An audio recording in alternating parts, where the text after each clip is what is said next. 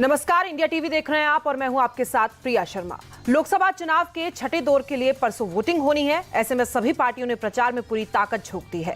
अमित शाह ने उत्तर प्रदेश के डुमरियागंज में जगदंबिका पाल के लिए वोट मांगे। साथ ही दावा किया कि 5 चरण की वोटिंग के बाद एनडीए की सीटों की संख्या 310 के पार हो चुकी है।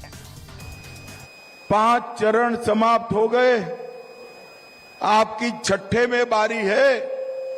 5 का परिणाम सुनना है क्या? अरे जोर से बोलो, सुनना है क्या? तो सुन लो डुमरियागंज वालों, 5 चरण में मोदी जी 310 पार कर गए हैं, पार कर गए। और ये जो इंडी अलायंस है ना, इंडी अलायंस, इसका सुपड़ा साफ हो गया है। मेरी बात याद रखना, राहुल बाबा आप भी सुन लेना। मैं आप डुमरियागंज वालों सबसे पहले आपको बताकर जाता हूं, कांग्रेस इस बार 40 भी पार नहीं कर रही है, 40 भी पार नहीं। और अखिलेश जी को 4 सीट भी नसीब नहीं होने वाली है। अमित शाह कह रहे हैं कि उत्तर प्रदेश में समाजवादी पार्टी को 4 सीटें भी नहीं मिलेंगी। वहीं अखिलेश यादव का दावा है कि इस बार उत्तर प्रदेश में बीजेपी का सुपड़ा साफ होने जा रहा है। अखिलेश यादव प्रतापगढ़ में अपनी पार्टी के कैंडिडेट एसपी सिंह पटेल के लिए समर्थन मांगने पहुंचे थे।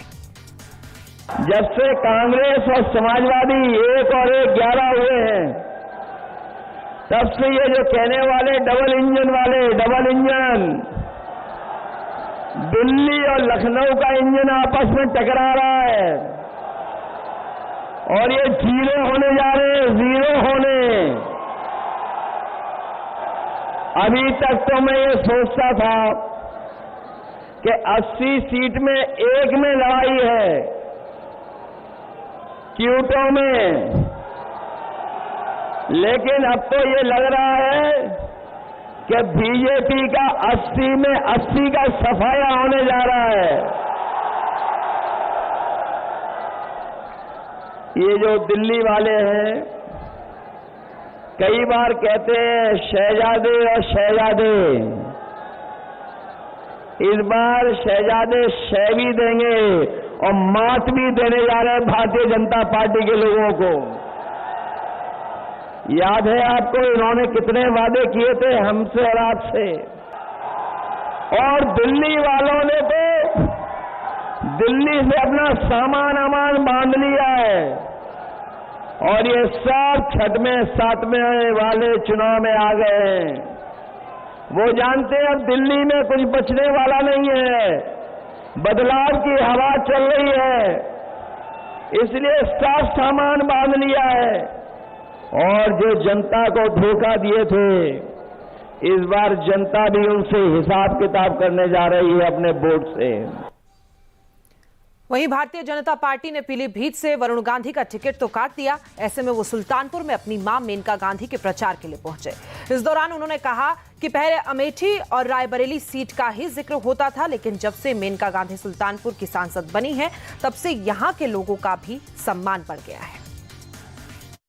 हम लोग जब सुल्तानपुर 10 साल पहले आए थे चुनाव लड़ने, तो पहली बार सुल्तानपुर में लोगों ने कहा कि साहब जो अमेठी में रौनक है, जो रायबरेली में रौनक है, हम चाहते हैं कि सुल्तानपुर में भी ऐसी रौनक आवे। आज मेरे लिए बड़े हर्ष की बात है कहना कि देश में सुल्तानपुर का जब नाम लिया जाता है, वो मुख्य धारा में प्रथम पंक्ति में नाम लिया जाता है पूरे देश। अब जब सुल्तानपुर का कोई व्यक्ति, चाहे गरीब हो, चाहे असहाय हो, चाहे निर्धन हो, उसको पता है कि चाहे वो लखनऊ जाए, चाहे दिल्ली जाए, चाहे बनारस जाए, चाहे कहीं जाए, जब वो जाता है तो उसके साथ एक पहचान जुड़ी है। उसको केवल ये कहना है कि हम सुल्तानपुर से हैं तो लोग कहते हैं वो मेनका गांधी वाला सुल्तानपुर है, कहां से आ रहे हैं? तो वहीं दिल्ली में 25 मई को वोटिंग होनी है। चुनाव प्रचार के आखिरी दिन राहुल गांधी ने अपनी पार्टी के उम्मीदवार कन्हैया कुमार के लिए वोट मांगे और संविधान को लेकर भारतीय जनता पार्टी पर निशाना साधा। इस चुनाव में ये कॉन्स्टिट्यूशन की है, संविधान की है। ये जो संविधान है ये सिर्फ एक किताब नहीं है, इसमें हिंदुस्तान की हजारों साल पुरानी एक विचारधारा, एक सोच है। अंबेडकर जी ने इस कॉन्स्टिट्यूशन को बनाया, गांधी जी ने बनाया, जवाहरलाल नेहरू जी और हिंदुस्तान के करोड़ों लोगों ने मिलकर इस कॉन्स्टिट्यूशन को, संविधान को बनाया। मगर इसमें सोच पुरानी है। सोच बुद्ध भगवान की है, नारायण गुरु जी की है, बसवना जी की है, फूले जी की है, गांधी जी, अंबेडकर जी, इन सब की सोच से यह कॉन्स्टिट्यूशन बना है। और पहली बार